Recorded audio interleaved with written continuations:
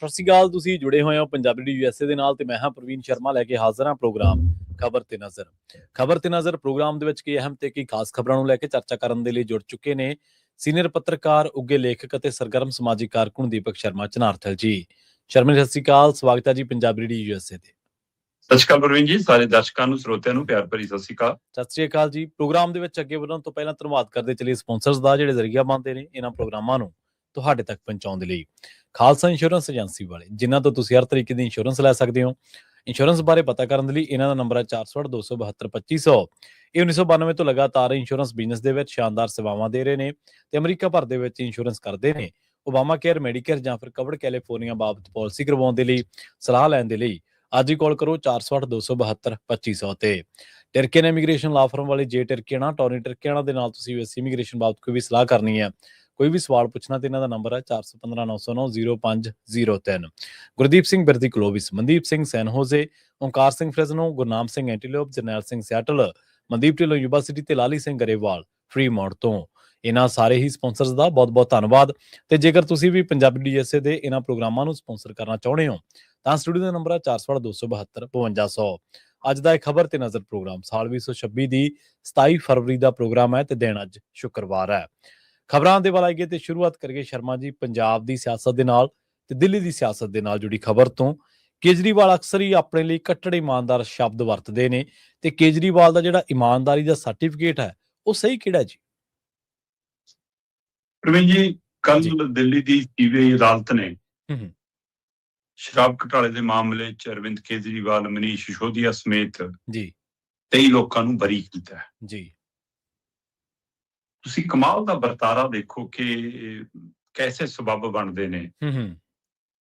ਇੱਕ ਦਿਨ ਪਹਿਲਾਂ ਚੀਫ ਜਸਟਿਸ ਸਾਹਿਬ ਕਹਿੰਦੇ ਵੀ ਆਹ ਸਿਲੇਬਸ ਦੀਆਂ ਕਿਤਾਬਾਂ 'ਚ ਜਿਹੜਾ ਭ੍ਰਸ਼ਟਾਚਾਰ ਵਾਲਾ ਪਾਠ ਲਾਇਆ ਇਹਨੂੰ ਹਟਾ ਦਿਓ, ਹੈ ਨਾ।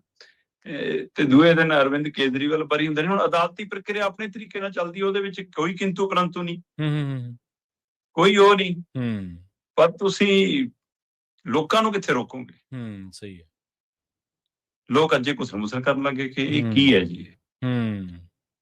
ਦੇਖੋ, ਇਹਦਾ ਪਹਿਲੂ ਸਮਝਣ ਦੀ ਲੋੜ ਹੈ।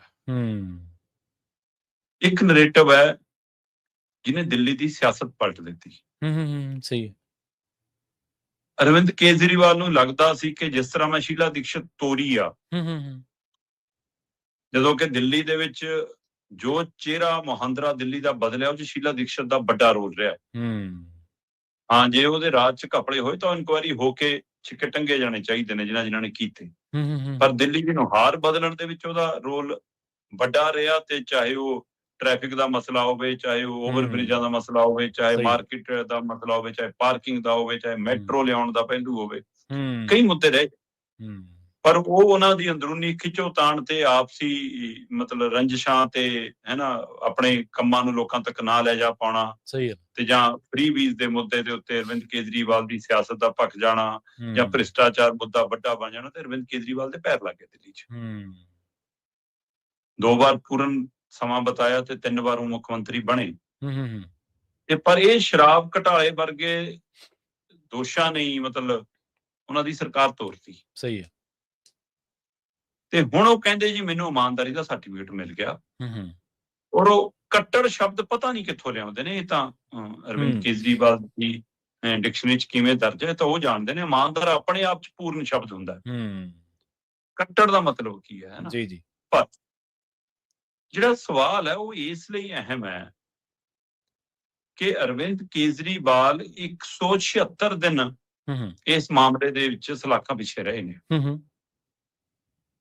ਇਹੀ ਨਹੀਂ, ਉਹ ਕੇਕ ਹਫਤਾ ਕੌਣ ਹੈ ਨਾ, ਉਹਨੇ ਵੀ ਮਤਲਬ ਕਿ 165 ਦਿਨ ਕੱਟੇ ਨੇ। ਤੇ ਸੰਜੇ ਸਿੰਘ ਨੂੰ ਮੈਂ ਦੇਖ ਰਿਹਾ ਸੀ 181 ਦਿਨ ਕੱਟੇ ਨੇ। ਮਤਲਬ 176 ਦਿਨ, 181 ਦਿਨ, ਲਗਭਗ 6 ਮਹੀਨੇ ਬਣਦੇ। 165 ਦਿਨ ਮਤਲਬ 5 ਮਹੀਨਿਆਂ ਤੋਂ ਉੱਪਰ ਦਾ ਵਕਫਾ ਬਣਦਾ।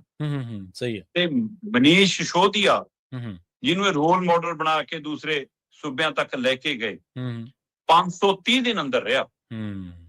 1 ਸਾਲ ਤੋਂ ਉੱਪਰ ਦਾ ਵਕਫਾ। ਸਹੀ ਹੈ। ਹੁਣ ਸਵਾਲ ਇਹ ਹੈ ਕਿ ਜਦੋਂ ਇਹ ਸਾਰੇ ਘਿਰੇ ਸੀ, ਇਹ ਅੰਦਰ ਸੀ, ਤਦ ਇਹਨਾਂ ਦੀ ਵਕੀਲਾਂ ਦੀਆਂ ਟੀਮਾਂ ਨੇ ਸੀਬੀਆਈ ਦੀ ਕੋਰਟ ਤੋਂ ਲੈ ਕੇ ਸਥਾਨਕ ਅਦਾਲਤਾਂ ਤੋਂ ਲੈ ਕੇ ਹਾਈ ਕੋਰਟ ਤੋਂ ਹੋ ਕੇ ਸੁਪਰੀਮ ਕੋਰਟ ਤੱਕ ਜ਼ਮਾਨਤਾਂ ਲਈ ਜ਼ੋਰ ਜਮਾਇਸ਼ ਕੀਤੀ। ਸਹੀ ਹੈ। ਇਹੀ ਕੇਸ ਸੀ, ਇਹੀ ਦਸਤਾਵੇਜ਼ ਸੀ, ਇਹੀ ਤੱਥ ਸੀ। ਤਦ ਸੁਪਰੀਮ ਕੋਰਟ ਤੱਕ ਇਹਨਾਂ ਨੂੰ ਜ਼ਮਾਨਤ ਨਹੀਂ ਮਿਲ ਰਹੀ ਸੀ ਛੇਤੀ ਕਿ ਜੀ ਇਹ ਕੇਸ ਨੂੰ ਪ੍ਰਭਾਵਿਤ ਕਰ ਲੈਣਗੇ। ਕੀ ਉਸ ਸਮੇਂ ਜੱਜ ਸਾਹਿਬਾਨ ਨੂੰ ਦਿਖ ਨਹੀਂ ਰਿਹਾ ਸੀਗਾ ਕਿ ਇਹਦੇ ਵਿੱਚ ਤਾਂ ਕੁਝ ਨਹੀਂ ਗਾ, ਕੇਸ ਕੀ ਚੱਕੀ ਫਿਰਦੇ ਹੋ ਵੀ। ਜੀ। ਤੇ ਅੱਜ ਅਦਾਲਤ ਨੂੰ ਸਪਸ਼ਟ ਦਿਖਿਆ ਕਿ ਇਹਦੇ ਵਿੱਚ ਕੁਝ ਨਹੀਂ ਗਾ, ਨਾ ਚਾਰਜ ਸ਼ੀਟ ਸਹੀ ਹੈ, ਨਾ ਗਵਾਹ ਸਹੀ ਨੇ। ਤੋ ਇਸ ਲਈ ਮਤਲਬ ਕਿ ਠੀਕ ਹੈ, ਇਹ ਕਾਨੂੰਨੀ ਫੈਸਲਾ ਹੈ, ਤੱਥਾਂ ਦੇ ਆਧਾਰ ਤੇ ਫੈਸਲਾ ਹੈ। ਅਗਲਿਆਂ ਨੂੰ ਇਹਨਾਂ ਨੂੰ ਬਰੀ ਹੋ ਗਏ ਤੇ ਲੱਡੂ ਵੰਡਣਗੇ, ਹੈ ਨਾ। ਤੇ ਦੂਜੀ ਤੇ ਚਲੀ ਗਈ ਹੈ ਹਾਈ ਕੋਰਟ। ਜੀ। ਸੀਬੀਆਈ ਗਈ ਹੈ ਮਤਲਬ। ਪਰ ਮੈਂ ਅੱਗੇ ਵੀ ਗੱਲ ਕਰਦਾ ਰਿਹਾ, ਪੰਜਾਬ ਦੇ ਵਿੱਚ ਚਾਹੇ ਡਰੱਗ ਵਾਲਾ ਮਸਲਾ ਆਇਆ, ਚਾਹੇ ਬੇਅਦਬੀ ਵਾਲਾ ਮਸਲਾ ਆਇਆ, ਚਾਹੇ 84 ਦੇ ਵਿੱਚ ਕਿਹਦਾ ਰੋਲ ਰਿਹਾ, ਉਹਦੇ ਤੇ ਸਵਾਲ ਆਏ। ਜਿਹਨੂੰ ਮਰਜ਼ੀ ਅਦਾਲਤ ਬਰੀ ਕਰੇ, ਸਹੀ ਹੈ, ਜਿਹਨੂੰ ਮਰਜ਼ੀ ਸਜ਼ਾ ਦੇਵੇ, ਸਿਆਸਤ ਦੇ ਵਿੱਚ ਲੱਗੇ ਦਾਗ ਨਹੀਂ ਧੁਲਦੇ। ਸਹੀ ਹੈ। ਇਹ ਸ਼ਰਾਬ ਘਟਾਲੇ ਦਾ ਨਾਂ ਕੇਜਰੀਵਾਲ ਦੇ ਨਾਲ ਹੀ ਜਾਊਗਾ। ਸਹੀ ਗੱਲ ਹੈ। ਸੋ ਬੇਸ਼ੱਕ ਤੁਸੀਂ ਲੋਕਾਂ ਸਾਹਮਣੇ ਰੋ ਲਓ, ਬੇਸ਼ੱਕ ਤੁਸੀਂ ਜੋ ਮਰਜ਼ੀ ਕਰ ਲਓ, ਤੁਸੀਂ ਅੱਜ ਵੀ ਇਸ ਗੱਲ ਦਾ ਜਵਾਬ ਨਹੀਂ ਦੇ ਪਾ ਰਹੇ ਕਿ ਜੇ ਤੁਸੀਂ ਇਮਾਨਦਾਰ ਸੀ ਸ਼ਰਾਬ ਪਾਲਿਸੀ ਲਿਆਉਣ ਸਮੇਂ, ਇਹ ਤੁਸੀਂ ਵਾਪਸ ਕਿਉਂ ਲਈ? ਸਹੀ ਹੈ। ਤੁਸੀਂ ਉਸ ਦੇ ਆਧਾਰ ਤੇ ਖੜੇ ਕਿਉਂ ਨਹੀਂ ਰਹੇ, ਭੱਜੇ ਕਿਉਂ ਤੋਂ? ਤੁਹਾਡੇ ਖਿਲਾਫ ਇਨਕੁਆਇਰੀ ਸੀ, ਉਹਦਾ ਜੀ ਝੂਠੀ ਸਾਬਤ ਹੋ ਗਈ। ਤੁਹਾਡੇ ਖਿਲਾਫ ਐਲਜੀ ਸੀਗਾ, ਮਤਲਬ ਕਿ ਉਹਦੀ ਪਾਈ ਵੀ ਕਾਰਵਾਈ ਝੂਠੀ ਸਾਬਤ ਹੋ ਗਈ। ਤੁਸੀਂ ਤਾਂ ਕਹਿੰਦੇ ਤੁਹਾਡੇ ਖਿਲਾਫ ਮੋਦੀ ਤੇ ਉਹਦੀ ਸਾਰੀ ਧਿਰ ਲੱਗੀ ਸੀ, ਉਹ ਝੂਠੇ ਸਾਬਤ ਹੋ ਗਏ। ਇੱਕ ਅਦਾਲਤ ਤਾਂ ਹੋ ਗਿਆ, ਅਗਲੀ ਅਦਾਲਤ ਜਦੋਂ ਆਊਗਾ ਫੈਸਲਾ ਉਦੋਂ ਦੇਖਾਂਗੇ। ਸਹੀ ਹੈ। ਪਰ ਤੁਸੀਂ ਆਪਣੀ ਵਿਚਾਰਧਾਰਾ ਤੋਂ ਕਿਉਂ ਭਗੌੜੇ ਹੋ ਗਏ? ਜਿਹਨੂੰ ਤੁਸੀਂ ਕਹਿੰਦੇ ਸੀ ਕਿ ਇਹ ਤਾਂ ਵਿਕਾਸ ਦੀ ਨਦੀ ਬਹਾਊਗੀ, ਇਹ ਸ਼ਰਾਬ ਦੀ ਨਦੀ। ਜੀ। ਤੇ ਸਾਡੇ ਤੁਸੀਂ ਫੋਟੋਸਟੇਟ ਕਾਪੀ ਕਰਕੇ ਪੰਜਾਬ ਫੜਾ ਗਏ ਉਹਦੀ। ਸੋ ਫਿਰ ਇਹ ਸਵਾਲ ਤਾਂ ਖੜੇ ਨੇ ਨਾ। ਜੀ। ਤੇ ਉਸ ਸਮੇਂ ਤੁਹਾਨੂੰ ਤੁਰੰਤ ਜ਼ਮਾਨਤਾਂ ਕਿਉਂ ਨਹੀਂ ਮਿਲੀਆਂ ਕਿ ਤੁਹਾਡੇ ਖਿਲਾਫ ਝੂਠੇ ਕੇਸ ਨੇ? ਹੁਣ ਕੱਲੀ ਕੱਟੜ ਇਮਾਨਦਾਰੀ ਦਾ ਸਰਟੀਫਿਕੇਟ ਲੈ ਕੇ, ਪ੍ਰੈਸ ਕਾਨਫਰੰਸ ਕਰਕੇ, ਹੰਝੂ ਲਿਆ ਕੇ, ਲੀਡਰਾਂ ਨੂੰ, ਘਰਦਿਆਂ ਨੂੰ ਜੱਫੀ ਪਾ ਕੇ ਨਹੀਂ ਸਰਨਾ ਜਨਾਬ। ਕਰੋ ਸੀਬੀਆਈ ਦੇ ਉੱਤੇ, ਕਰੋ ਈਡੀ ਦੇ ਉੱਤੇ, ਕਰੋ ਲੈਫਟ ਉਸ ਸਮੇਂ ਦੇ ਉਪ ਰਾਜਪਾਲ ਦੇ ਉੱਤੇ, ਕਰੋ ਅਮਿਤ ਸ਼ਾਹ ਮੋਦੀ ਦੇ ਉੱਤੇ ਮਾਨਹਾਨੀ ਦੇ ਕੇਸ ਨਾ। ਸਹੀ ਕਰੋ ਵੀ, ਥੋੜੀ ਸ਼ਾਖ ਨੂੰ ਢਾਹ ਲਈਏ। ਬਿਲਕੁਲ। ਹੁਣ ਤੁਸੀਂ ਕਹਿੰਦੇ ਹੋ ਕਿ ਕੱਟੜ ਇਮਾਨਦਾਰ ਕਿਹੜਾ? ਕਹਿੰਦੇ ਜੀ ਅੱਜ ਸਾਨੂੰ ਸਰਟੀਫਿਕੇਟ ਮਿਲ ਗਿਆ, ਅਦਾਲਤ ਨੇ ਸਾਨੂੰ ਅੱਜ ਬਰੀ ਕਰਤਾ। ਕਹਿੰਦੇ ਜੀ ਮੋਦੀ ਜੀ ਨੂੰ ਮੈਂ ਚੈਲੰਜ ਕਰਦਾ ਕਿ ਚੋਣਾਂ ਕਰਾ ਲਓ, ਜੇ 10 ਸੀਟਾਂ ਵੀ ਤੁਹਾਡੀਆਂ ਹੁਣ ਆ ਜਾਣ, ਠੀਕ ਹੈ, ਤੇ ਜੇ ਨਾ ਮੈਂ ਸਿਆਸਤ ਛੱਡ ਦੂੰਗਾ। ਸਿਆਸਤ ਤਾਂ ਉਸ ਦਿਨ ਵੀ ਛੱਡਣ ਲੱਗੇ ਸੀ ਤੁਸੀਂ, ਜਿਸ ਦਿਨ ਤੁਸੀਂ ਇਹ ਕਿਹਾ ਸੀਗਾ ਦਿੱਲੀ ਵਾਲਿਆਂ ਨੂੰ ਕਿ ਵੀ ਮੈਨੂੰ ਅਦਾਲਤ ਦੇ ਅੰਦਰ ਤੁਸੀਂ ਜਿਵੇਂ ਮਰਜ਼ੀ ਸੁਣਾ ਦਿਓ, ਮੈਨੂੰ ਸਜ਼ਾ ਜੋ ਮਰਜ਼ੀ ਦੇ ਦਿਓ, ਮੈਨੂੰ ਤਾਂ ਲੋਕ ਫਤਵਾ ਦੇਣਗੇ, ਜੇ ਮੈਂ ਹਾਰ ਗਿਆ ਤਾਂ ਮੈਂ ਮੰਨ ਲੂੰਗਾ ਕਿ ਮੈਂ ਭ੍ਰਸ਼ਟਾਚਾਰੀ ਹਾਂ ਤੇ ਮੈਂ ਸਿਆਸਤ ਛੱਡ ਦੂੰਗਾ, ਜੇ ਮੈਂ ਜਿੱਤ ਗਿਆ ਫਿਰ ਮੈਨੂੰ ਇਮਾਨਦਾਰੀ ਦਾ ਸਰਟੀਫਿਕੇਟ ਮਿਲ ਜੂ। ਲੋਕਾਂ ਨੇ ਉਸ ਦਿਨ ਹਰਾਤਾ ਸੀ ਤੁਹਾਨੂੰ ਜੀ, ਫਿਰ ਕਿਉਂ ਨਹੀਂ ਛੱਡਤੀ ਸਿਆਸਤ? ਸੋ ਇਸ ਲਈ ਮੈਂ ਸਿਆਸਤਦਾਨ ਨਹੀਂ ਹੈਗਾ। ਮੈਂ ਕਹਿੰਦਾ ਕੇਜਰੀਵਾਲ ਜੀ ਤੁਹਾਡੇ ਵੱਡਾ ਕੋਈ ਸਿਆਸਤਦਾਨ ਹੀ ਨਹੀਂਗਾ। ਸਹੀ ਗੱਲ। ਲੋਕ ਫਤਵੇ ਚ ਹਾਰ ਵੀ ਗਏ, ਸਰਕਾਰ ਤੁਸੀਂ ਤਾਂ ਵੀ ਚਲਾ ਰਹੇ ਹੋ, ਚਾਹੇ ਉਹ ਪੰਜਾਬ ਆ ਕੇ ਚਲਾ ਰਹੇ ਹੋ। ਸੋ ਇਸ ਲਈ ਤੁਹਾਡੇ ਵੱਡਾ ਕੋਈ ਸਿਆਸਤਦਾਨ ਨਹੀਂਗਾ। ਹਾਂ, ਕੇਂਦਰੀ ਏਜੰਸੀਆਂ ਸਵਾਲਾਂ ਦੇ ਘੇਰੇ ਚ ਸੀ, ਸਵਾਲਾਂ ਦੇ ਘੇਰੇ ਚ ਹਨ, ਸਵਾਲਾਂ ਦੇ ਘੇਰੇ ਚ ਰਹਿਣਗੀਆਂ। ਜਦੋਂ ਉਹਨਾਂ ਨੇ ਚੂੜੀ ਟਾਈਟ ਕੀਤੀ ਤਦ ਕਿਹਦੇ ਕਹੇ ਤੇ ਕੀਤੀ, ਅੱਜ ਕੇਸ ਕਮਜ਼ੋਰ ਕੀਤਾ ਕਿਹਦੇ ਕਹੇ ਤੇ ਕੀਤਾ, ਇਹ ਸਵਾਲ ਰਹੂਗਾ। ਸਹੀ ਹੈ, ਬਿਲਕੁਲ। ਤੇ ਉਹ ਕੀ ਉਹਦਾ ਲਿੰਕ, ਉਸ ਕੇਸ ਨੂੰ ਕਮਜ਼ੋਰ ਕਰਨ ਦਾ ਲਿੰਕ ਪੰਜਾਬ ਦੇ ਵਿੱਚ ਸਪੇਸ ਬਣਾਉਣ ਨਾਲ ਵੀ ਹੈ? ਇਹ ਵੀ ਥਿਊਰੀ ਦੇ ਉੱਤੇ ਲੋਕ ਉਵੇਂ ਚਰਚਾ ਕਰ ਰਹੇ ਨੇ ਜਿਵੇਂ ਸਾਰੇ ਕੇਸ ਤੇ ਕਰ ਰਹੇ ਨੇ। ਤੇ ਆਪ ਸੁਪਰੀਮੋ ਕਹਿੰਦੇ, ਹਾਂਜੀ ਤੁਸੀਂ ਕੁਝ ਕਹਿਣਾ ਚਾਹੁੰਦੇ ਸ਼ਰਮਾ ਜੀ? ਨਹੀਂ ਜੀ, ਹਾਂਜੀ। ਆਪ ਸੁਪਰੀਮੋ ਬਰੀ ਦਿੱਲੀ ਦੇ ਵਿੱਚ ਹੋਇਆ ਤੇ ਅਸਰ ਕਹਿੰਦੇ ਪੰਜਾਬ ਤੇ। ਪ੍ਰਵੀਨ ਜੀ, ਪੰਜਾਬ ਦੀ ਜੋ ਸਥਿਤੀ ਹੈ ਇਸ ਮੌਕੇ, ਜੀ, ਉਸ ਦੇ ਵਿੱਚ ਮੁੱਖ ਮੰਤਰੀ ਦੀ, ਗ੍ਰਹਿ ਮੰਤਰੀ ਦੀ ਭੂਮਿਕਾ ਬਹੁਤ ਅਹਿਮ ਬਣ ਜਾਂਦੀ ਹੈ। ਨੀਂਦ ਨਾ ਆਵੇ ਜੀ, ਤੇ ਜਦੋਂ ਬੰਦਾ ਬਿਮਾਰ ਹੋਵੇ ਫਿਰ ਤਾਂ ਵੈਸੇ ਹੀ ਨੀਂਦ ਘਟੀ ਹੁੰਦੀ ਹੈ, ਤੇ ਉੱਪਰ ਦੀ ਆਪਣੇ ਘਰ ਦੀ ਹਾਲਤ ਇਹੋ ਜਿਹੀ ਹੋਵੇ, ਨਿਗਾਹ ਦਰਵਾਜ਼ੇ ਤੇ ਰਹਿੰਦੀ ਹੈ ਕਿ ਫੇਰ ਨਾ ਕੋਈ ਵਾਰ ਕਰ ਜਾਵੇ। ਜੀ, ਜੀ। ਪਰ ਸਾਡੇ ਮੁੱਖ ਮੰਤਰੀ ਸਾਹਿਬ ਤਾਂ ਲੰਬੀ ਤਾਣ ਕੇ ਸੁੱਤੇ ਹੋਏ ਨੇ, ਇਲਾਜ ਕਰਾਉਣ ਗਏ ਨੇ ਬੰਗਲੁਰੂ। ਠੀਕ ਹੈ, ਮਤਲਬ ਬਿਮਾਰ ਕੋਈ ਵੀ ਹੋ ਸਕਦਾ ਹੈ। ਮੁੱਖ ਮੰਤਰੀ ਸਾਹਿਬ ਵੀ ਇਨਸਾਨ ਨੇ ਤੇ ਬਿਮਾਰੀ ਉਹਨਾਂ ਨੂੰ ਵੀ ਆ ਸਕਦੀ ਹੈ ਤੇ ਇਲਾਜ ਕਰਾਉਣਾ ਉਹਨਾਂ ਦਾ ਵੀ ਹੱਕ ਬਣਦਾ ਹੈ। ਪਰ ਉਸ ਇਲਾਜ ਦੌਰਾਨ ਕੀ ਅਜਿਹੀ ਵੀ ਕੋਈ ਪ੍ਰੀਕਾਸ਼ਨ ਡਾਕਟਰਾਂ ਨੇ ਦੱਸੀ ਹੈ ਕਿ ਵੀ ਪੰਜਾਬ ਸ਼ਬਦ ਤੁਹਾਡੇ ਮੂੰਹ ਤੇ ਨਹੀਂ ਆਉਣਾ ਚਾਹੀਦਾ, ਕੇਜਰੀਵਾਲ ਹੀ ਬੋਲ ਸਕਦੇ ਹੋ ਤੁਸੀਂ, ਹੈ ਨਾ? ਪੰਜਾਬ ਦੀ ਸਥਿਤੀ ਤੇ ਗੱਲ ਕਰੋਗੇ ਤਾਂ ਸਿਹਤ ਹੋਰ ਵਿਗੜ ਜੂਗੀ, ਖੁਸ਼ੀ ਵਾਲੀਆਂ ਗੱਲਾਂ ਹੀ ਕਰਨੀਆਂ, ਲੱਡੂ ਮਠਿਆਈ ਵਾਲੀਆਂ ਵਧਾਈ ਵਾਲੀਆਂ ਗੱਲਾਂ ਕਰਨੀਆਂ। ਇਸ ਲਈ ਉਸ ਬੰਗਲੌਰੂ ਚ ਪਿਆ ਹੋਇਆ ਮੁੱਖ ਮੰਤਰੀ ਜੀ ਵੀਡੀਓ ਜਾਰੀ ਕਰਦੇ ਆ ਕਿ ਅੱਜ ਬਹੁਤ ਵੱਡਾ ਦਿਨ ਹੈ, ਕੇਜਰੀਵਾਲ ਜੀ ਨੂੰ ਵਧਾਈਆਂ, ਅੱਜ ਸੱਚ ਦੀ ਜਿੱਤ ਹੋ ਗਈ, ਇਮਾਨਦਾਰੀ ਦੀ ਜਿੱਤ ਹੋ ਗਈ। ਸਹੀ ਹੈ। ਪੰਜਾਬ ਦੇ ਕਿਸਾਨਾਂ ਨਾਲ ਕੀ ਹੋ ਰਿਹਾ, ਸਮਾਣੇ ਚ ਕੀ ਹੋ ਰਿਹਾ, ਗੁਰਦਾਸਪੁਰ ਚ ਕੀ ਹੋ ਰਿਹਾ, ਮੁੰਡੇ ਕਿਵੇਂ ਚੱਕੇ ਜਾ ਰਹੇ, ਐਨਕਾਊਂਟਰ ਕਿਵੇਂ ਹੋ ਰਿਹਾ, ਪੁਲਿਸ ਕੀ ਕਰ ਰਹੀ ਹੈ, ਕੋਈ ਟਿੱਪਣੀ ਨਹੀਂ। ਨਾ ਨਾ, ਇਹੀ ਜੀ ਕਿਹੜੀ ਬਿਮਾਰੀ ਹੈ ਜਿਹਦੇ ਵਿੱਚ ਇਹ ਰੋਕ ਲੱਗੀ ਕਿ ਭਾਈ ਆਪਣੇ ਘਰ ਦਾ ਦਰਦ ਵੀ ਨਾ ਬੋਲਿਓ ਮੁੱਖ ਮੰਤਰੀ ਸਾਹਿਬ? ਰਾਜ ਕਰਾਉਣ ਗਏ ਹੋ ਕਿ ਪੰਜਾਬ ਲਬਾਸ ਛੱਡ ਕੇ ਭੱਜੇ ਹੋ? ਹਾਂ, ਜਿੱਥੋਂ ਤੱਕ ਅਰਵਿੰਦ ਕੇਜਰੀਵਾਲ ਦਾ ਮਾਮਲਾ ਹੈ, ਅਰਵਿੰਦ ਕੇਜਰੀਵਾਲ ਦਿੱਲੀ ਦੀ ਸੱਤਾ ਚ ਹਾਰਨ ਤੋਂ ਬਾਅਦ ਜੀ ਜਿਵੇਂ ਪੰਜਾਬ ਆ ਕੇ ਡੇਰੇ ਲਾਏ ਨੇ, ਇਹ ਕਿਹੜੀ ਇਮਾਨਦਾਰੀ ਹੈ ਜਨਾਬ? ਇਹ ਦੱਸਿਓ ਮੈਨੂੰ। ਸਹੀ। ਜਿਹੜੀ ਇਮਾਨਦਾਰੀ ਤੁਸੀਂ ਗੱਲ ਕਰਦੇ ਹੋ ਕਿ ਏਜੰਸੀਆਂ, ਕੇਂਦਰੀ ਏਜੰਸੀਆਂ ਝੂਠੀਆਂ, ਤੁਹਾਡੇ ਨਾਲੋਂ ਵੱਧ ਅਸੀਂ ਕਹਿੰਦੇ ਆ ਕਿ ਉਹ ਸਮੇਂ-ਸਮੇਂ ਦੀਆਂ ਸਰਕਾਰਾਂ ਦੀਆਂ ਹੱਥ ਠੋਕਾਂ ਨੇ। ਪਰ ਪੰਜਾਬ ਦੀਆਂ ਏਜੰਸੀਆਂ ਨੂੰ ਪੰਜਾਬ ਵਾਲਾ ਚਲਾਉਂਦਾ ਤਾਂ ਵੀ ਅਸੀਂ ਕਹਿ ਲੈਂਦੇ ਕਿ ਉਹ ਧੱਕਾ ਕਰ ਰਿਹਾ। ਤੁਸੀਂ ਕਿਹੜੇ ਪਾਵਰ ਨਾਲ ਚਲਾ ਰਹੇ ਹੋ? ਤੇ ਉਹ ਵੀ ਦੁਰਵਰਤੋਂ। ਸਹੀ ਹੈ। ਵਿਜੀਲੈਂਸ ਤੋਂ ਲੈ ਕੇ ਪੁਲਿਸ ਤੱਕ ਦੀ ਵਰਤੋਂ, ਹਰ ਵਿਭਾਗ ਦੇ ਅਧਿਕਾਰੀਆਂ ਦੀ ਮੀਟਿੰਗ 'ਚ ਤੁਹਾਡੇ ਦਿੱਲੀ ਵਾਲੇ ਫੀਲਿਆਂ ਦਾ ਬੈਠਣਾ। ਸਹੀ ਗੱਲ। ਇਹ ਪੰਜਾਬ ਦੇ ਹੱਕਾਂ ਤੇ ਡਾਕਾ ਨਹੀਂ। ਇੱਥੇ ਇਮਾਨਦਾਰੀ ਵਾਲਾ ਸਰਟੀਫਿਕੇਟ ਕਿੱਥੇ ਟੰਗੇ ਆਉਂਦੇ ਹੋ? ਜੀ ਸਹੀ ਹੈ। ਉਹਦਾ ਜਵਾਬ ਨਹੀਂ। ਹੁਣ ਆਜੋ ਇਸ ਫੈਸਲੇ ਦਾ ਅਸਰ। ਜੀ ਕੀ ਇਸ ਫੈਸਲੇ ਦਾ ਇਹ ਅਸਰ ਸਮਝੀਏ ਕਿ ਪੰਜਾਬ ਦੇ ਵਿੱਚ ਆਮ ਆਦਮੀ ਪਾਰਟੀ ਦਾ ਗ੍ਰਾਫ ਇੱਕਦਮ ਸ਼ੇਅਰ ਮਾਰਕੀਟ ਵਾਂਗ ਥੱਲੇ ਡਿੱਗਿਆ?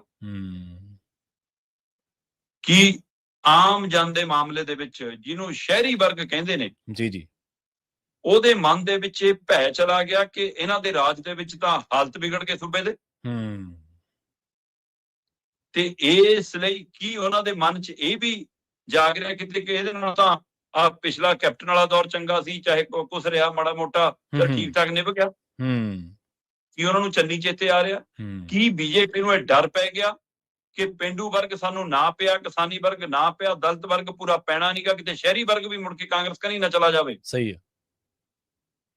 ਕੀ ਪਰਦੇ ਪਿੱਛੇ ਕੋਈ ਸੌਦਾ ਹੋਇਆ ਇਸ ਮਸਲੇ ਦਾ? ਮਾਨਯੋਗ ਅਦਾਲਤ ਤੇ ਕੋਈ ਸਵਾਲ ਨਹੀਂ, ਸਵਾਲ ਸੀਬੀਆਈ ਤੇ ਉਹਨਾਂ ਵੱਲੋਂ ਪੇਸ਼ ਕੀਤੇ ਗਏ ਤੱਥਾਂ ਤੇ ਹੈ। ਸਹੀ ਹੈ। ਕਿ ਇਸ ਤਰੀਕੇ ਦਾ ਸੌਦਾ ਹੋਇਆ ਕਿ ਪੰਜਾਬ 'ਚ ਜਿਉਂਦੀ ਰੱਖੋ ਚੋਣਾਂ ਤੱਕ ਆਮ ਆਦਮੀ ਪਾਰਟੀ, ਤਾਂ ਕਿ ਚੁਕਾਉਣੇ ਮੁਕਾਬਲੇ 'ਚ ਰਹੀਏ। ਜੇ ਇਹ ਜ਼ਿਆਦਾ ਥੱਲੇ ਚਲੀ ਗਈ ਤਾਂ ਸਾਡਾ ਮੁਕਾਬਲਾ ਕਿਹਦੇ ਨਾਲ ਹੋਊਗਾ? ਇਹ ਡਰ ਦੇ ਵਿੱਚੋਂ ਇਹ ਕੁਝ ਮਾਹਿਰ ਇਸ ਐਂਗਲ ਤੋਂ ਸੋਚ ਰਹੇ ਨੇ, ਮੈਂ ਆਪਣੇ ਵੱਲੋਂ ਨਹੀਂ ਕਹਿ ਰਿਹਾ, ਇਹ ਪੰਜਾਬ ਦੇ ਚਿੰਤਕਾਂ ਦੇ ਵਿੱਚ ਜਾਗਿਆ ਇਹ ਭਾਵ ਇਹ ਗੱਲ ਕਰਦਾ ਹੈ। ਕਾਨੂੰਨੀ ਮਾਹਰ ਇਸ ਨੁਕਤੇ ਤੋਂ ਗੱਲ ਕਰਦੇ ਨੇ, ਪਰ ਜਿਸ ਨੁਕਤੇ ਤੇ ਮੈਂ ਉਂਗਲ ਧਰਨਾ ਚਾਹੁੰਦਾ, ਮੈਨੂੰ ਇੱਕ ਹੋਰ ਪੱਖ ਲੱਗਦਾ, ਉਹ ਮੈਂ ਆਪਣੀ ਸਮਝ ਚੋਂ ਗੱਲ ਕਰਨਾ ਚਾਹੁੰਦਾ। ਜੀ ਉਹ ਇਹ ਆ ਕਿ ਇੱਕ ਪਾਸੇ ਪੰਜਾਬ ਦਾ ਮਾਹੌਲ ਵਿਗੜ ਰਿਹਾ, ਪੰਜਾਬ ਦੇ ਵਿੱਚ ਜਿਵੇਂ ਸਰਕਾਰ ਖੁਦ ਹੀ ਖੁੱਲਾ ਖੇਡ ਖੇਡ ਰਹੀ ਹੈ, ਲਾਂਬੂ ਲਾਉਣ ਦੀਆਂ ਪੋਜੀਸ਼ਨਾਂ ਪੁਲਿਸ ਨੂੰ ਤਾਕਤਾਂ ਦੇ ਕੇ ਜਿਹੋ ਜਿਹਾ ਮਾਹੌਲ ਸਿਰਜਿਆ ਜਾ ਰਿਹਾ, ਭੈ ਦਾ, ਡਰ ਦਾ, ਕੀ ਇਹਦਾ ਫਲ ਬੀਜੇਪੀ ਨੂੰ ਮਿਲੇ ਤੇ ਇਸੇ ਤਰ੍ਹਾਂ ਤੁਸੀਂ ਅੱਗੇ ਵਧੋ, ਉਹਦਾ ਫਲ ਕੇਜਰੀਵਾਲ ਨੂੰ ਦਿੱਤਾ ਗਿਆ? ਸਹੀ। ਕਿ ਵਿਗੜੇ ਮਾਹੌਲ ਚੋਂ ਆਪਣੀ ਸਿਆਸਤ, ਕਿਉਂਕਿ ਬੀਜੇਪੀ ਦਾ ਇੱਕ ਟ੍ਰੈਂਡ ਸੈੱਟ ਹੈ ਕਿ ਜਿਹੜੇ ਸੂਬਿਆਂ 'ਚ ਇਹ ਸੱਤਾ 'ਚ ਆਏ ਨੇ ਉੱਥੇ ਹਾਲਾਤ ਪਹਿਲਾਂ ਵਿਗੜੇ ਨੇ, ਕਿ ਉਧਰ ਨੂੰ ਧੱਕਣ ਦੇ ਲਈ ਸਰਕਾਰੀ ਸ਼ਕਤੀਆਂ ਵਰਤੀਆਂ ਜਾ ਰਹੀਆਂ, ਔਰ ਉਹ ਸ਼ਕਤੀਆਂ ਹਰੇ ਪੈਨ ਵਾਲੇ ਦੀ ਬਜਾਏ ਦਿੱਲੀ ਵਾਲੇ ਕਾਲੇ ਪੈਨ ਵਾਲੇ ਵਰਤ ਰਹੇ ਨੇ, ਤੇ ਉਹਦੇ ਨਾਲ ਸੌਦਾ ਹੋਇਆ ਕਿ ਪੰਜਾਬ ਦੇ ਹਾਲਤ ਵਿਗੜਨਗੇ, ਤੈਨੂੰ ਬਰੀ ਕਰਾਂਗੇ। ਸਹੀ ਹੈ। ਇਹ ਸਵਾਲ ਹੈ ਹੂੰ ਕਿ 2027 ਦੇ ਵਿੱਚ ਇੰਝ ਆਉਣ ਦੀ ਕਵਾਇਦ 'ਚ ਹੈ ਬੀਜੇਪੀ? ਇਹ ਕਿੰਨੇ ਹੀ ਸਵਾਲ ਨੇ। ਸੋ ਰਾਜਨੀਤੀ ਦੇ ਵਿੱਚ ਹਰ ਪੱਖ ਤੁਹਾਨੂੰ ਬਚਣਾ ਪਊਗਾ। ਮੈਂ ਕਹਿੰਦਾ ਇਹ 1% ਵੀ ਇਹ ਨਾ ਹੋਵੇ। ਸਹੀ ਹੈ। ਪਰ ਇਸ ਘਟਨਾਕ੍ਰਮ ਦਾ, ਇਸ ਬਰੀ ਹੋਣ ਦੇ ਫੈਸਲੇ ਦਾ ਸਿੱਧਾ ਅਸਰ ਪੰਜਾਬ ਦੀਆਂ ਚੋਣਾਂ ਤੇ ਪੈਂਦਾ ਤੁਸੀਂ ਦੇਖੋਗੇ। ਆਮ ਆਦਮੀ ਪਾਰਟੀ ਦੇ ਘਰੇ ਖੁਸ਼ੀ ਹੈ ਜੀ। ਪੰਜਾਬ ਦਾ ਉਹ ਕਿਹੜਾ ਲੀਡਰ ਹੈ ਜਿਹਨੇ ਆਪਣੀ ਫੋਟੋ ਨਹੀਂ ਖਿਚਾਈ, ਜਿਹਨੇ ਵੀਡੀਓ ਨਹੀਂ ਪਾਈ? ਮੈਂ ਕਹਿੰਦਾ ਨੱਚ ਤਾਂ ਰਹੇ ਨੇ ਜਿਵੇਂ ਮੁੰਡੇ ਦਾ ਵਿਆਹ ਕਰਕੇ ਆਏ ਹੋਣ। ਸਹੀ ਗੱਲ, ਬਿਲਕੁਲ। ਤੇ ਅਜੇ ਤਾਂ ਜਨਾਬ ਇੱਕ ਅਦਾਲਤ ਚੋਂ ਬਰੀ ਹੋਇਓ। ਅਗਲੇ ਕੋਲ ਉੱਪਰ ਆਪਸ਼ਨਾਂ ਪਈਆਂ। ਦੂਜੇ ਗੱਲ ਨੂੰ ਕੋਈ ਜ਼ਮਾਨਤ ਤੇ ਆ ਜਾਵੇ, ਕੋਈ ਬਰੀ ਹੋ ਕੇ ਆ ਜਾਵੇ, ਫਿਰ ਤਾਂ ਤੁਸੀਂ ਕਹਿੰਦੇ ਹੋ ਕਿ ਨਾ ਜੀ ਇਹ ਤਾਂ ਫੌਰੀ ਰਾਹਤ ਹੈ ਹੈਨਾ। ਪਰ ਜਿਹੜੇ ਅਦਾਲਤਾਂ ਦੇ ਫੈਸਲੇ ਤੇ ਤੁਸੀਂ ਅੱਜ ਖੁਸ਼ ਹੋ ਰਹੇ ਹੋ, ਸਹੀ ਹੈ, ਉਸੇ ਅਦਾਲਤ ਨੇ ਤੁਹਾਡੇ ਐਮਐਲਏ ਨੂੰ ਅੰਦਰ ਦਿੱਤਾ ਹੋਇਆ। ਉਹਦੀ ਗੱਲ ਉਹਦਾ ਮਾਣ ਕਦੋਂ ਕਰਨਾ ਜੀ ਉਸ ਫੈਸਲੇ ਦਾ? ਉਹਦੀ ਛੁੱਟੀ ਕਦੋਂ ਕਰਨੀ ਹੈ? ਉਹਦੇ ਤੇ ਨੁਕਤਾ ਨਹੀਂ, ਫਿਰ ਸਾਹ ਸੁੱਕ ਜਾਂਦੇ ਨੇ। ਸੋ ਕੁੱਲ ਮਿਲਾ ਕੇ ਦਿੱਲੀ ਦਾ ਇਹ ਫੈਸਲਾ ਜੀ ਪੰਜਾਬ ਦੀਆਂ 2027 ਦੀਆਂ ਚੋਣਾਂ ਤੇ ਅਸਰ ਪਾਊਗਾ। ਜਾਂ ਤਾਂ ਇਹਦੇ ਵਿੱਚੋਂ ਆਮ ਆਦਮੀ ਪਾਰਟੀ ਨੂੰ ਮਜ਼ਬੂਤ ਹੋਣ ਦਾ ਰਾਹ ਮਿਲੂਗਾ ਤੇ ਬੀਜੇਪੀ 2 ਕਦਮ ਪਿੱਛੇ ਜਾਊਗੀ ਕਿ ਜੇ ਅਸੀਂ ਨਹੀਂ ਆ ਰਹੇ ਤਾਂ ਇਹ ਆ ਜਾਣ, ਘੱਟੋ ਘੱਟ ਕਾਂਗਰਸ ਤੇ ਅਕਾਲੀਆਂ ਦਾ ਰਾਹ ਤਾਂ ਰੋਕੀਏ। ਸਹੀ ਹੈ। ਤੇ ਜੇ ਇਸ ਤਰੀਕੇ ਨਾਲ ਸੌਦਾ ਹੋਇਆ ਕਿ ਤੁਸੀਂ ਪੰਜਾਬ ਦਾ ਖੇਲ ਵਿਗਾੜੋ ਤੇ ਫਿਰ ਅਸੀਂ ਕਹਾਂਗੇ ਡਬਲ ਇੰਜਣ ਬਚਾਉਂਦਾ ਹੈ, ਜੋਗੀ ਵਾਲਾ ਫਾਰਮੂਲਾ ਹੀ ਬਚਾਉਂਦਾ ਹੈ, ਬਲਡੋਜ਼ਰ ਇਹ ਬਚਾਉਂਦਾ ਪੰਜਾਬ ਨੂੰ, ਤੇ ਫਿਰ ਅਸੀਂ ਦੜ ਕਰਕੇ ਆਵਾਂਗੇ। ਇਸ ਤਰੀਕੇ ਨਾਲ 2027 ਤੇ ਅਸਰ ਸਿੱਧਾ ਦੇਖੋਗੇ। ਜੀ ਬਿਲਕੁਲ। ਅਗਲੀ ਗੱਲ ਕਰੀਏ ਰਣਜੀਤ ਸਿੰਘ ਐਨਕਾਊਂਟਰ ਮਾਮਲੇ ਦੀ। ਇਸ ਮਾਮਲੇ ਦੇ ਵਿੱਚ ਸ਼ਰਮਾ ਜੀ ਕੋਈ ਨਵਾਂ ਮੋੜ ਆਇਆ ਜੀ? ਦੇਖੋ, ਇਸ ਮਸਲੇ ਦੇ ਉੱਤੇ ਹੀ ਆਪਾਂ ਗੱਲ ਕਰ ਰਹੇ ਹਾਂ ਨਾ ਕਿ ਪੰਜਾਬ 'ਚ ਇੱਕ ਘਟਨਾ ਵਾਪਰੇ, ਇੱਕ ਚੌਂਕੀ ਦੇ ਅੰਦਰ ਆ ਕੇ ASI ਨੂੰ, ਹੋਮਗਾਰਡ ਨੂੰ ਕੋਈ ਲਾਸ਼ਾਂ 'ਚ ਬਦਲ ਜਾਵੇ ਤੇ ਪੁਲਿਸ, DGP ਸਾਹਿਬ, ਗ੍ਰਹਿ ਮੰਤਰੀ, ਮੁੱਖ ਮੰਤਰੀ, ਸੂਬਾ ਸਰਕਾਰ ਕੋਈ ਜ਼ਿੰਮੇਵਾਰੀ ਨਾ ਲਵੇ। ਸਹੀ ਗੱਲ। ਤੇ ਵਿਰੋਧੀ ਜਦੋਂ ਸਵਾਲ ਕਰਨ, ਉਹ ਉਸ ਘਟਨਾ ਤੋਂ ਲੈ ਕੇ ਇਹ ਮੁੰਡੇ ਦੇ ਐਨਕਾਊਂਟਰ ਤੱਕ ਜਦੋਂ ਸਵਾਲ ਕਰਨ, ਫਿਰ ਕਹਿੰਦੇ ਜੀ ਅਮਨ ਅਰੋੜਾ ਜੀ ਕਹਿੰਦੇ ਉਹ ਪੁਲਿਸ ਵਾਲਿਆਂ ਦੇ ਮਰੇ ਦਾ ਤਾਂ ਦੁੱਖ ਹੀ ਨਹੀਂ ਜੀ ਇਹਨਾਂ ਨੂੰ। ਅੱਛਾ। ਸਵਾਲ ਦੁੱਖ ਦਾ ਨਹੀਂ, ਸਵਾਲ ਤੁਹਾਡੀ ਜ਼ਿੰਮੇਵਾਰੀ ਦਾ। ਤੁਸੀਂ ਉਹਨਾਂ ਦੀ ਪੀੜ ਕਦ ਮਹਿਸੂਸ ਕੀਤੀ ਜਿਹੜੇ ਹੋਮਗਾਰਡ ਤੇ ਮਾਰੇ ਗਏ? ਲੋਕ ਤਾਂ ਪਹਿਲਾਂ ਪੁੱਛ ਰਹੇ ਨੇ ਕਿ ਜ਼ਿੰਮੇਵਾਰੀ ਕਿਹਦੀ ਸੀ? ਸਹੀ। ਤੁਸੀਂ ਕਿਹੜਾ ਥਾਣੇਦਾਰ ਟੰਗਿਆ? ਕਿਹੜੇ SSP ਖਿਲਾਫ ਇਨਕੁਆਇਰੀ ਖੋਲੀ? ਬਿਲਕੁਲ। ਕਿਹੜੀ ਜਾਂਚ ਬਿਠਾਈ ਇਸ ਘਟਨਾ ਪਿੱਛੇ? DGP ਨੂੰ ਤਲਬ ਕਰ ਲਿਆ। ਸਹੀ ਹੈ। ਕਿ ਜੇ ਹਥਿਆਰਬੰਦ ਫੋਰਸ ਵੀ ਸੁਰੱਖਿਅਤ ਨਹੀਂ, ਫਿਰ ਲੋਕਾਂ ਦੀ ਸੁਰੱਖਿਆ ਕੀ ਤੁਸੀਂ ਕੇਂਦਰ ਨੂੰ ਸਵਾਲ ਕੀਤਾ ਚਿੱਠੀ ਪਾ ਕੇ ਕਿ ਦੱਸੋ ਬਈ 50 ਕਿਲੋਮੀਟਰ ਦਾਇਰਾ ਤੁਸੀਂ ਸਾਂਭੀ ਬੈਠੇ ਹੋ BSF ਦਾ, ਇਹ ਘਟਨਾ ਕਿਵੇਂ ਵਾਪਰ ਗਈ? ਦੱਸੋ ਤੁਸੀਂ ਕੀ ਕੀਤਾ? ਸਰਕਾਰ ਦੱਸੇ ਨਾ, ਜ਼ਿੰਮੇਵਾਰੀ ਸਰਕਾਰ ਦੀ ਸੀ ਨਾ, ਉਹਨਾਂ ਦੀ ਜਾਨ ਮਾਲ ਦੀ ਰਾਖੀ ਦੀ। ਬਿਲਕੁਲ। ਭਗੌੜੇ ਤੁਸੀਂ, ਬਾਹ ਤੁਸੀਂ ਨਹੀਂ ਫੜ ਰਹੇ ਉਹਨਾਂ ਲੋਕਾਂ ਦੀ ਜੀ, ਤੇ ਸਵਾਲ ਲੋਕਾਂ ਨੂੰ। ਤੇ ਉਸ ਘਟਨਾ ਦੇ ਨਾਲ ਲੋਕ ਇਹ ਵੀ ਜਾਣਨਾ ਚਾਹੁੰਦੇ ਨੇ ਕਿ ਵੀ ਜੇ 18 ਸਾਲ ਦੇ 19 ਸਾਲ ਦੇ ਮੁੰਡੇ ISI ਦੇ ਸੰਪਰਕ 'ਚ ਨੇ ਤੇ ਫਿਰ ਤੁਹਾਡੀਆਂ ਖੁਫੀਆ ਏਜੰਸੀਆਂ ਕਰਦੀਆਂ ਕੀ ਫਿਰਦੀਆਂ ਨੇ? ਸਵਾਲ ਤਾਂ ਇਹ ਹੈ। ਜੀ।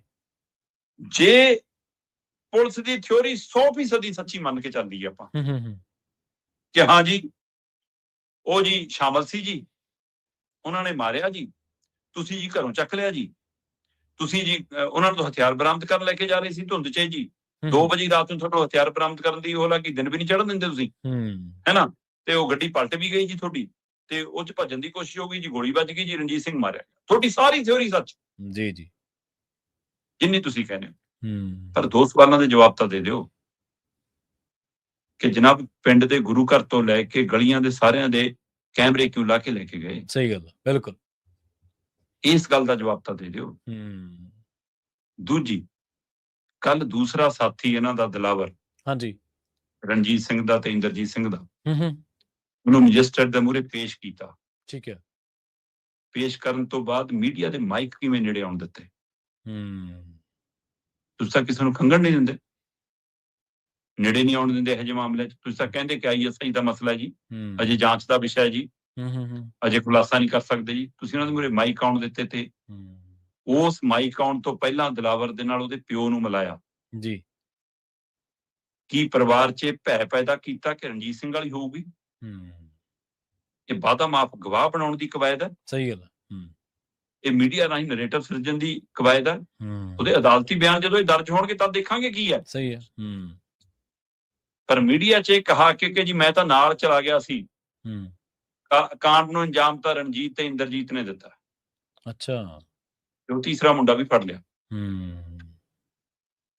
ਸਰਕਾਰ, ਪੁਲਿਸ, ਤੰਤਰ ਜੰਤਰ ਇਸ ਗੱਲ ਦਾ ਜਵਾਬ ਜ਼ਰੂਰ ਉਸ ਪਿੰਡ ਨੂੰ ਦਵੇ ਕਿ ਭਾਈ ਕੋਈ ਕੁੱਟਮਾਰ ਵੀ ਹੋ ਜਾਵੇ ਨਾ, ਮੁੰਡਿਆਂ ਦੀ ਢਾਣੀ ਦੀ ਆਪਸੀ ਕੋਈ ਕਾਲਜ ਯੂਨੀਵਰਸਿਟੀ ਪੱਧਰ ਤੇ ਕੋਈ ਲੜਾਈ ਝਗੜਾ ਵੀ ਹੋ ਜਾਵੇ ਨਾ, ਤਾਂ ਵੀ ਮੁੰਡੇ ਆਪਣੇ ਟਿਕਾਣਿਆਂ ਤੇ ਰਹਿੰਦੇ ਹੁੰਦੇ, ਹੋਸਟਲ ਵਾਲਾ ਕਮਰਾ ਵੀ ਛੱਡ ਦਿੰਦੇ ਨੇ ਜਾਂ ਪਿੰਡ ਵਾਲਾ ਘਰ ਵੀ ਛੱਡ ਦਿੰਦੇ ਨੇ। ਤੇ ਜਦੋਂ ਛਾਪਾ ਮਾਰਿਆ ਤੁਸੀਂ ਤਿੰਨੇ ਮੁੰਡੇ ਆਪਣੇ ਆਪਣੇ ਘਰੇ ਸੀ। ਸਹੀ ਗੱਲ। 2 ਤੁਸੀਂ ਘਰਾਂ ਤੋਂ ਫੜ ਲਏ, ਤੀਜੇ ਨੂੰ ਖਬਰ ਮਿਲੀ ਤਾਂ ਘਰੋਂ ਭੱਜਿਆ। ਘਰੇ ਕਿਉਂ ਬੈਠੇ ਸੀ ਉਹ? ਇਹਨਾਂ ਦੇ ਜਵਾਬ ਤਾਂ ਦੇਣੇ ਪੈਣਗੇ ਨਾ ਤੁਹਾਨੂੰ। ਜੀ ਜੀ ਜੀ। ਤੇ ਐਨਕਾਊਂਟਰ ਵਾਲੀ ਕਹਾਣੀ ਉਹੀ ਜਿਹੀ ਕਿਉਂ? ਉਸੇ ਖੇਤਰ 'ਚ ਇਸੇ ਤਰੀਕੇ ਨਾਲ ਇਸੇ ਥਾਵਾਂ ਦੇ ਨੇੜੇ ਤੇੜੇ ਇੱਕ ਹਿੰਦੂ ਮੁੰਡਾ ਪਹਿਲਾਂ ਮਾਰਿਆ ਜਾਂਦਾ, ਹੁਣ ਸਿੱਖ ਮੁੰਡਾ ਮਾਰਿਆ ਜਾਂਦਾ। ਬਿਲਕੁਲ ਇਸੇ ਪੁਲਿਸ ਦੀ ਕਹਾਣੀ, ਉਹੀ ਕਹਾਣੀ ਸੇਮ। ਤੇ ਇਹ ਕਿੰਨੇ ਥਾਵਾਂ ਦੀ ਮਤਲਬ ਇਬਾਰਤ ਹੈ ਜੀ। ਜੀ ਜੀ। ਤੇ ਜਦੋਂ ਤੁਹਾਨੂੰ ਸਵਾਲ ਕਰੋ ਫਿਰ ਕਹਿੰਦੇ ਜੀ ਅਸੀਂ ਅਮਨ ਕਾਨੂੰਨ ਦੀ, ਅਮਨ ਅਰੋੜਾ ਕਹਿ ਰਿਹਾ, ਕਹਿੰਦਾ ਜੀ ਅਸੀਂ ਅਮਨ ਕਾਨੂੰਨ ਦੀ ਸਥਿਤੀ ਲਈ ਜਦੋਂ ਕੰਮ ਕਰਦੇ ਹਾਂ, ਕੋਈ ਹਾਦਸਾ ਵਾਪਰ ਗਿਆ, ਬੱਸ ਉਲਟ ਗਈ, ਯਕੀਨ ਨਹੀਂ ਕਰਦੇ ਜੀ, ਹੁਣ ਇਹਨੂੰ ਝੂਠਾ ਐਨਕਾਊਂਟਰ ਕਹਿੰਦੇ ਨੇ। ਬਈ ਠੀਕ ਹੈ, ਮੈਂ ਤਾਂ ਕਹਿਣਾ ਤੁਹਾਡੀ ਥਿਉਰੀ ਸੱਚੀ ਹੈ।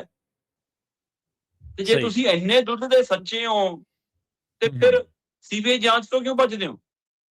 ਸਹੀ ਹੈ।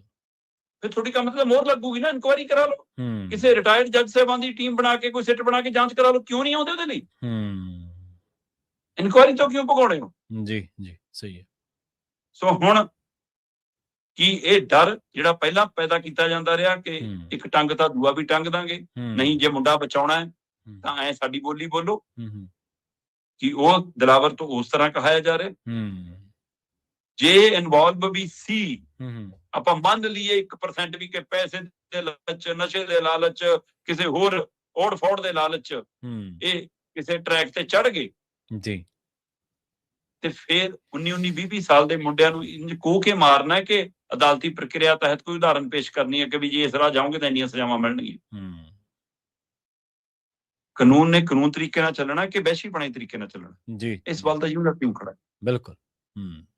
ਸੋ ਇਸ ਲਈ ਪੰਜਾਬ ਦੇ ਗਲੇ ਤੁਹਾਡੀ ਕਹਾਣੀ ਨਹੀਂ ਉਤਰ ਰਹੀ, ਚਾਹੇ ਅਮਨ ਅਰੋੜੇ ਤੋਂ ਕਹਾ ਲਓ, ਚਾਹੇ ਆਪਣੀ MLA ਤੋਂ ਕਹਾ ਲਓ। ਹੁਣ ਸ਼ਾਮ ਦਾ ਦੰਡ ਭੇਦ ਵਾਲੇ ਇਸ ਮਸਲੇ ਤੇ ਮੂੰਹ ਨਹੀਂ ਖੋਲਦੇ। ਉਹ ਹਰ ਸਮਾਗਮ 'ਚ ਮੁੱਖ ਮਹਿਮਾਨ ਬਣਨਾ।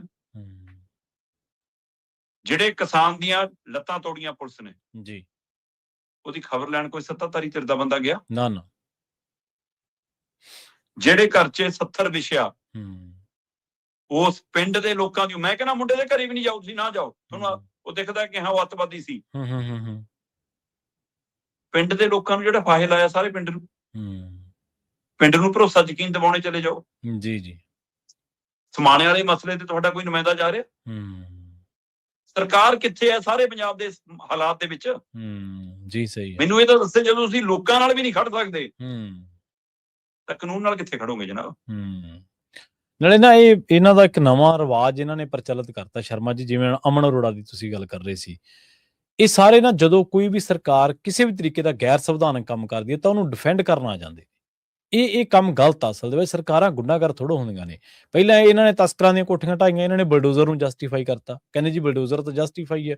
ਇਹਨਾਂ ਨੇ ਤਾਂ ਕੋਠੀਆਂ ਪਾਈਆਂ ਵੀ ਤੁਹਾਨੂੰ 4 ਸਾਲ ਹੋ ਗਏ ਸੱਤਾ ਦੇ ਵਿੱਚ ਆਇਆ ਨੂੰ, ਤੁਹਾਨੂੰ ਦਿਖਿਆ ਹੀ ਨਹੀਂ ਤੁਹਾਡੇ ਪ੍ਰਸ਼ਾਸਨ ਨੂੰ ਵੀ ਉਹ ਬੰਦਾ ਨਸ਼ੇ ਦੀ ਤਸਕਰੀ ਕਰਕੇ ਕੋਠੀ ਪਾਈ ਜਾਂਦਾ। ਉਦੋਂ ਰੋਕਦੇ ਨਾ ਉਹਨੂੰ। ਜੇ ਕੋਈ ਹੋਰ ਸਰਕਾਰ ਕੋਈ ਕੰਮ ਗਲਤ ਕਰਦੀ ਹੈ, ਕਹਿੰਦੇ ਜੀ ਸਾਨੂੰ ਤਾਂ ਕੰਮ ਕਰਨ ਤੋਂ ਰੋਕਦੇ ਆ। ਜਦੋਂ ਤੁਸੀਂ ਕੰਮ ਹੀ ਗਲਤ ਕਰਨਾ, ਇਹ ਤਾਂ ਪਿਰਤਾਂ ਹੀ ਗਲਤ ਪਾਈਆਂ ਜਾ ਰਹੀਆਂ ਨੇ ਸ਼ਰਮਾ ਜੀ।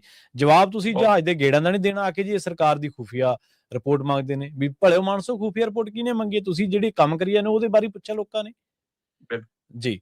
ਅਗਲੀ ਗੱਲ ਕਰੀਏ ਆਪਾਂ ਪਾਵਰਕਾਮ ਦੀਆਂ ਜਾਇਦਾਦਾਂ ਦੀ, ਜਿਨ੍ਹਾਂ ਨੂੰ ਇਹ ਪੈ ਨਿਕਲੇ ਸੀ ਪਰ ਹੁਣ ਉਹਨਾਂ ਦੇ ਵੇਚਣ ਤੇ ਰੋਕ ਬਰਕਰਾਰ ਹੈ ਜੀ।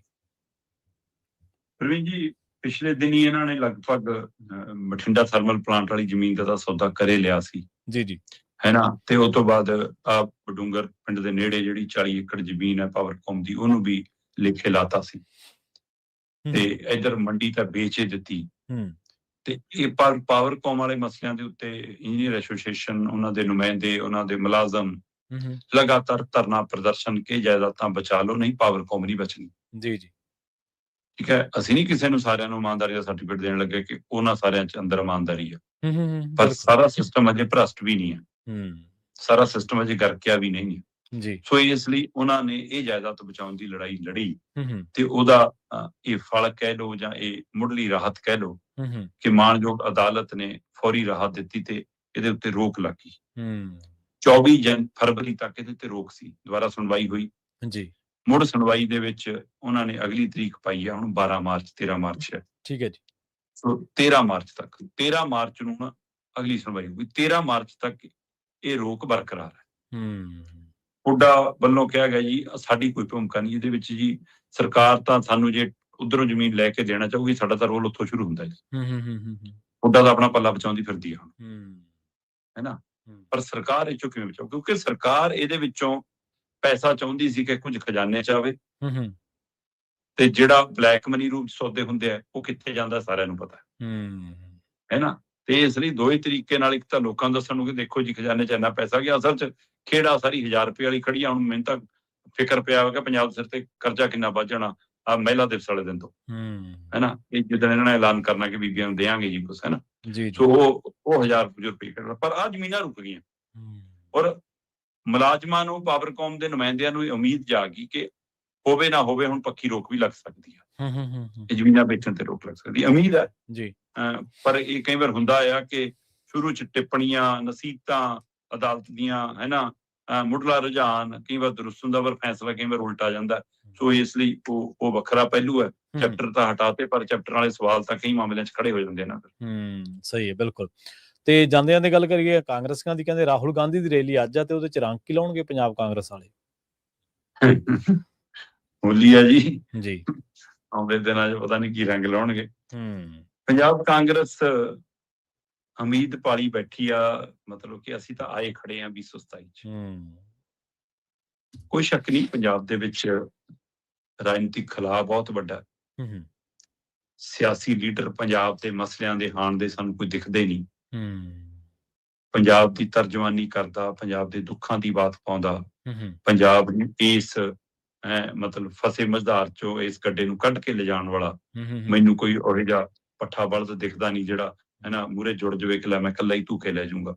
ਉਹੋ ਜਿਹਾ ਵੀ ਕੋਈ ਨਹੀਂ ਦਿਖਦਾ, ਕੋਈ ਧਿਰ ਵੀ ਨਹੀਂ ਦਿਖਦੀ ਕਿ ਜੇ ਆਪਾਂ ਕਹੀਏ ਕਿ ਆਹ 5 ਜਣਿਆਂ ਦਾ ਗਰੁੱਪ ਆ, 3 ਜਣਿਆਂ ਦਾ ਗਰੁੱਪ ਆ, 10 ਜਣਿਆਂ ਦਾ ਗਰੁੱਪ, ਜਿੱਤੇ ਯਕੀਨ ਕਰ ਲਈਏ। ਸੰਸਥਾਵਾਂ ਲਗਾਤਾਰ ਮਰ ਰਹੀਆਂ ਨੇ ਸਾਡੇ, ਜੀ ਜੀ, ਕਮਜ਼ੋਰ ਹੋ ਰਹੀਆਂ ਨੇ, ਚਾਹੇ ਉਹ ਸਰਕਾਰੀ ਏਜੰਸੀਆਂ ਨੇ, ਚਾਹੇ ਉਹ ਮਤਲਬ ਆਮ ਸੰਗਠਨ ਨੇ, ਤੇ ਚਾਹੇ ਉਹ ਸਾਡੀਆਂ ਜਥੇਬੰਦੀਆਂ ਨੇ, ਚਾਹੇ ਉਹ ਸਾਡੀਆਂ ਧਾਰਮਿਕ ਜਮਾਤੀਆਂ ਸੰਸਥਾਵਾਂ ਨੇ। ਸਹੀ, ਟਕਸਾਲ ਦਾ ਇੱਕ ਵੱਡਾ ਔਰਾ ਰਿਹਾ ਪੰਥਕ ਸਿਆਸਤ 'ਚ ਜੀ। ਅੱਜ ਟਕਸਾਲ ਦੇ ਨੁਮਾਇੰਦਿਆਂ ਨੂੰ ਕੱਛ 'ਚ ਲੈ ਕੇ ਘੁੰਮਦੇ ਨੇ ਮਹਾਰਾਸ਼ਟਰ 'ਚ ਅਗਲੇ। ਕੀ ਬਣਾ ਕੇ ਰੱਖਤਾ ਸੀ? ਸ਼੍ਰੋਮਣੀ ਗੁਰਦੁਆਰਾ ਪ੍ਰਬੰਧਕ ਕਮੇਟੀ ਸਾਡੀ ਸਿਰਮੌਰ ਸੰਸਥਾ ਹੈ, ਬਿਲਕੁਲ। ਸੁਖਬੀਰ ਬਾਦਲ ਦੇ ਸਿਪਾਹੀ ਬਣ ਕੇ ਰਹਿ ਗਏ ਉਹਦੇ ਨੁਮਾਇੰਦੇ। ਕੀ ਬਣਾ ਲਿਆ ਉਹਨੂੰ? ਵਿਜੀਲੈਂਸ ਤੋਂ, ਪੁਲਿਸ ਤੰਤਰ ਤੋਂ ਉਮੀਦ ਕੀਤੀ ਜਾਂਦੀ ਹੈ ਕਿ ਲੋਕਾਂ ਦੀ ਨੁਮਾਇੰਦਗੀ ਕਰਨਗੇ। ਸਹੀ ਹੈ, ਸਰਕਾਰੀ ਟੂਲ ਬਣ ਕੇ ਰਹਿ ਗਏ ਤੁਸੀਂ। ਤੇ ਕੀ ਕਰੂਗਾ ਫਿਰ ਪੰਜਾਬ? ਬਿਲਕੁਲ ਬਿਲਕੁਲ। ਵਿਅਕਤੀ ਵੱਡਾ ਨਹੀਂ ਹੁੰਦਾ, ਸੰਸਥਾ ਵੱਡੀ ਹੁੰਦੀ ਆ। ਸਹੀ ਹੈ, ਸਿਧਾਂਤ ਵੱਡਾ ਹੁੰਦਾ। ਅੱਜ ਜਥੇਬੰਦੀਆਂ, ਕਿਸਾਨ ਜਥੇਬੰਦੀਆਂ ਲੜਦੀਆਂ ਦਿਖਦੀਆਂ ਨੇ, ਪਰ ਉਹਨਾਂ ਦੇ ਵਿੱਚ ਝਾਤ ਮਾਰੋ, ਹਰ ਜਥੇਬੰਦੀ ਦੇ ਨਾਂ ਦੇ ਪਿੱਛੇ ਨਾ ਰਾਜੇਵਾਲ, ਉਗਰਾਹਾਂ, ਹੈ ਨਾ, ਡੱਲੇਵਾਲ, ਹੈ ਨਾ, ਇਹ ਸ਼ਬਦ ਨੇ। ਮਤਲਬ ਵਿਅਕਤੀ ਵੱਡਾ ਹੋ ਰਿਹਾ, ਜਥੇਬੰਦੀ, ਸੰਸਥਾ, ਸੰਗਠਨ ਛੋਟਾ ਹੋ ਰਿਹਾ। ਸ਼੍ਰੋਮਣੀ ਅਕਾਲੀ ਦਲ ਬਾਦਲ, ਸਹੀ ਹੈ, ਲਾਤਾ ਨਾਮ। ਅਕਾਲੀ ਦਲ ਅੰਮ੍ਰਿਤਸਰ, ਮਾਨ ਦਲ ਹੈ, ਅੰਮ੍ਰਿਤਪਾਲ ਵਾਲਾ ਦਲ, ਪੁਨਰ ਸਰਜੀਤ ਯਾਨੀ ਹਰਪ੍ਰੀਤ ਸਿੰਘ ਹੋਣਾ ਵਾਲਾ, ਹੈ ਨਾ। ਸੋ ਜਦੋਂ ਤੁਸੀਂ ਇੱਕ ਵਿਅਕਤੀ ਦੇ ਕੰਟਰੋਲ ਸੰਸਥਾ ਨੂੰ ਕਰ ਦੋਗੇ, ਸਹੀ ਗੱਲ, ਫਿਰ ਵਿਅਕਤੀ ਦੇ ਜਾਣ ਨਾਲ ਸੰਸਥਾ ਵੀ ਤੁਰ ਜਾਂਦੀ ਹੈ। ਜਾਂ ਉਹ ਬਹੁਤ ਕਮਜ਼ੋਰ ਹੋ ਜਾਂਦੀ ਹੈ। ਅਜੇ ਸਥਿਤੀਆਂ ਸਾਰੇ ਖੇਤਰਾਂ 'ਚ ਖੜੀਆਂ ਨੇ, ਸਾਡੇ ਰਾਜਨੀਤਿਕ ਖੇਤਰ 'ਚ ਵੀ, ਸਮਾਜਿਕ ਖੇਤਰ 'ਚ ਵੀ, ਧਾਰਮਿਕ ਖੇਤਰ 'ਚ ਵੀ, ਪਰ ਅਸੀਂ ਇਹਨੂੰ ਸਮਝਣਾ ਨਹੀਂ ਚਾਹੁੰਦੇ। ਉਸੇ ਸਥਿਤੀ 'ਚ ਪੰਜਾਬ ਦੀ ਰਾਜਨੀਤਿਕ ਜਮਾਤ ਕਾਂਗਰਸ ਵੀ ਹੈ, ਉਹ ਤਾਂ ਵੱਖਰੀ ਨਹੀਂ ਹੈ।